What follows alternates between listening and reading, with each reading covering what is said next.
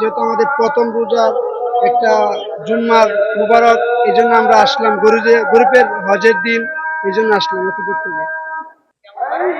এটা আমাদের জন্য আলহামদুলিল্লাহ, আমাদের একটা হজের দিন গরিবের, এটা আমাদের গর্বের বিষয় যেন আমরা শুক্রবার একটা নামাজের দিন করতে আসছি, হজের দিন।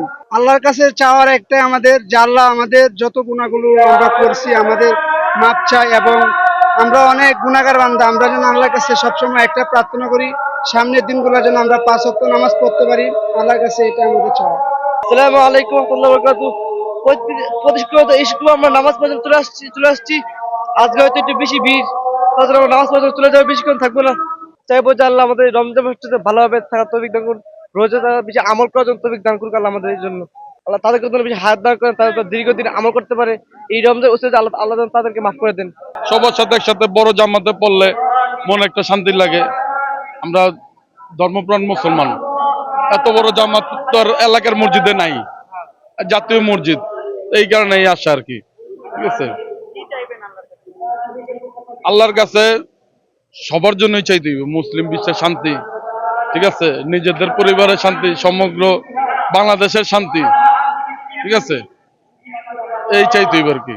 কারণ আমি যদি না আমার ছেলেরাই না শিখাই, তার তোর অন্য কেউ তোর শিখাইবো না, এই কারণে নিয়ে আসে আর কি। এর আগে আসছি, এই 3 বছর হবে। এই জায়গায় ভালোই লাগে, এই জায়গায় বড় মসজিদের জন্য ভালো লাগে। দেখে আসলে বাংলাদেশ জাতীয় মসজিদ হিসেবে আমার নামাজ পড়ার আকর্ষণ ছিল, তাই আমি আসা আর কি এখানে। আর পাশাপাশি বইমেলা আছে, তাই বইমেলা দেখা আমার ইচ্ছা ছিল, আমি আসলাম আর কি। জি, বইমেলা ঘুরছি, অনেক ভালো লাগছে আমার থেকে। অনেক ভালো ভালো বই আছে, ইসলামিক অনেক বই আছে, যেটা আমাদের ছোট ছোট বাচ্চাদের জন্য অনেক শিক্ষণীয় জিনিস। এই অনুভূতিতে আমার আর কোনো ভাষা প্রকাশ করার মতো না, যে আমার এত সৌভাগ্য হবে যে আমার তোমরা জামাতের সাথে জুমা নামাজ আদায় করা, সপ্তাহের ঈদের দিন হিসেবে জুমা নামাজ আদায় করা আমার জন্য অনেক সৌভাগ্য, আমি মনে করি এটা।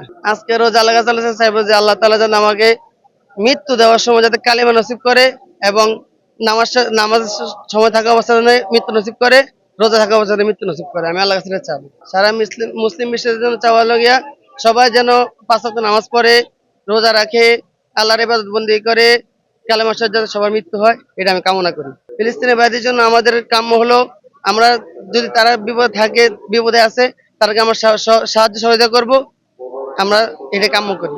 অবশ্যই আল্লাহ তাআলার কাছে তাদের চাবো না কেন, অবশ্যই চাবো, কারণ তারা আল্লাহ তাআলার মসজিদ নিয়ে অনেক করছে, যুদ্ধ করছে, অনেক কিছু করছে। আল্লাহ তাআলা তাদেরকে যেন সহায় হন, আমি সে চেষ্টা করবো ইনশাআল্লাহ।